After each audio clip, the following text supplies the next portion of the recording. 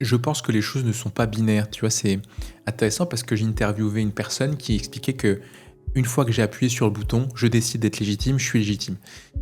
Je pense que les choses ne sont pas binaires dans le sens où ce sentiment de légitimité, il m'a habité de plus en plus et surtout, je pense que je me suis confronté à des défis qui correspondaient à mon niveau de légitimité.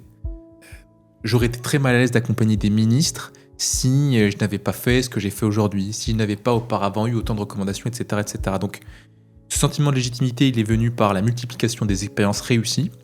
Il est venu aussi par la multiplication des retours, Mmh. par un chiffre d'affaires, par une boîte, par tout un tas de choses qui me font dire bah, je passe à la marche d'après, puis la marche d'après, puis la marche d'après. Certainement qu'il y aurait des choses aujourd'hui où je ne me sentirais pas 100% à l'aise. Mais aujourd'hui, tu vois, ce sentiment de légitimité, j'essaie de le développer mentalement en me disant le but, c'est pas moi. Le but, c'est pas est-ce que je suis au-dessus ou en dessous, c'est qu'est-ce que j'apporte.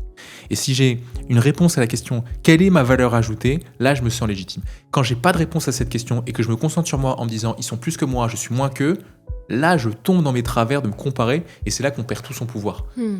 Parce qu'on n'est plus concentré sur l'autre, on devient concentré sur sa petite personne dont, au fond, tout le monde s'en fout, pardon de le dire comme ça, mais de nous, les gens s'en foutent. S'ils viennent, c'est pas pour moi, c'est pour eux.